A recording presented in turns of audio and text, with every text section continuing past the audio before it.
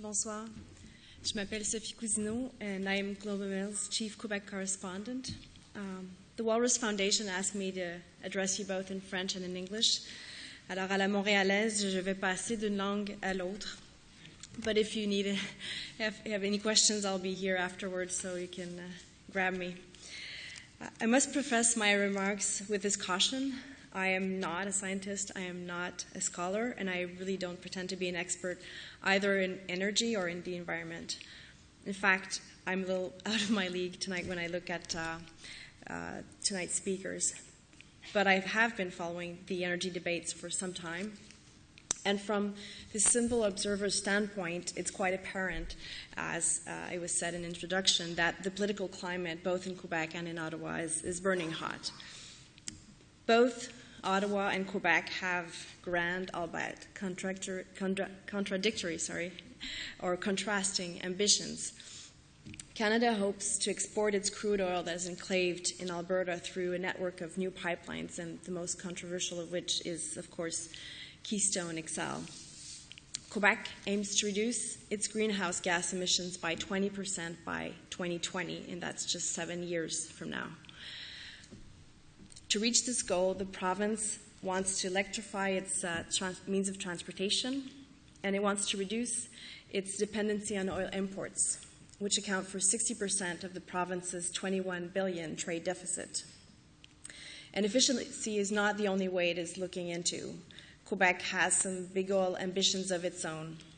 En Gaspésie, sur l'île d'Anticosti, dans le golfe Saint-Laurent. Those projects have pitted environmentalists, local interests, economic developers, promoters, companies, and they have become so polarized and partisan in nature that they now resemble Congress budget debates.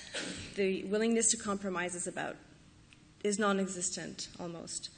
C'est un dialogue de sourds, and it is a futile exercise as a consensus building. It didn't used to be that way, at least not in Quebec. Lorsque l'ancien premier ministre Robert Bourassa a décidé d'ériger des grands barrages dans la région de la baie James pour dompter la grande rivière, qu'on connaît maintenant sous le nom de LG, dans les années 70 et 80, les Québécois se sont ralliés derrière ce qu'on appelait à l'époque le projet du siècle qui devait créer 100 000 emplois. Le Québec rêvait de prospérité avec son énergie propre, and prosperity was not seen as a dirty word. Beaucoup d'eau a coulé depuis ce temps-là, à l'évidence. We now know many things now that we didn't know then, and we are wiser for it. Environmental groups are now working hard to slow down the global warming by reducing our carbon footprint. And it has been a frustrating battle as our attention has turned to other causes. These groups have gotten, in the meantime, though, much more savvy at countering the big energy companies and their countless lobbyists. C'est de bonne guerre, comme on dit en français. But with this constant opposition, our society is not necessarily better off. Les citoyens sont confrontés à des études contradictoires, à des faits qui sont détournés à des fins partisanes assez régulièrement. Alors, qui pourrait les blâmer d'être confus, d'être méfiants envers à la fois les promoteurs, à la fois les gouvernements et à la fois aussi envers les groupes environnementaux?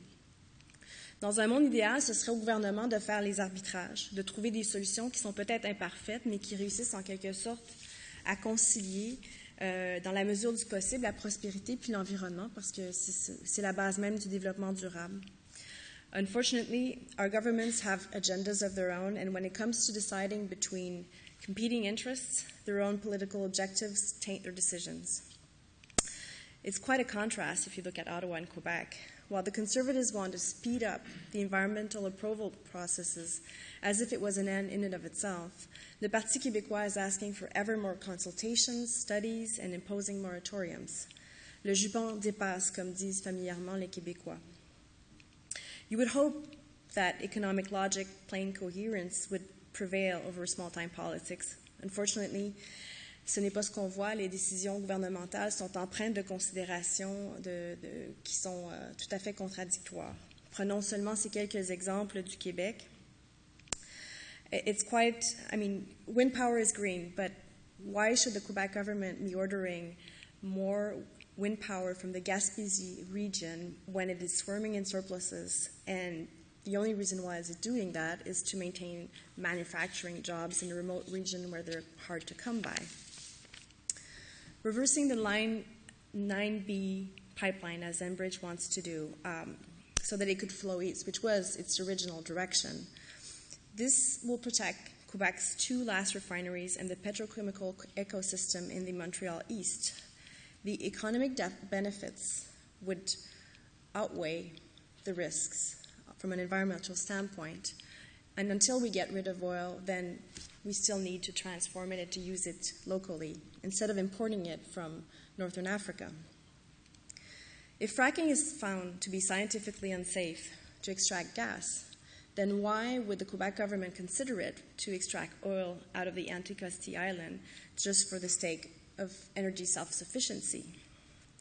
Also, it's a fine idea to electrify our transportation systems, but this is a costly long-term project, and before we get to that, there are a couple of things that we could do that would be easier and much quicker to reduce our greenhouse gas emissions by converting trucks to gas.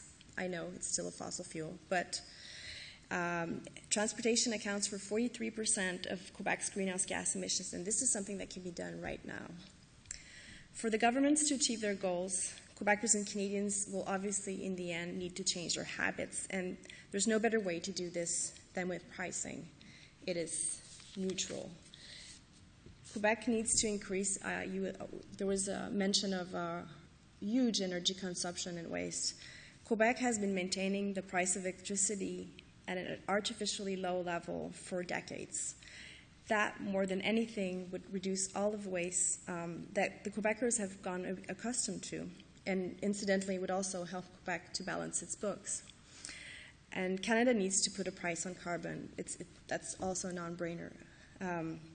Be it a carbon tax or a cap-and-trade system, only then will we be able to make the right choices. Merci.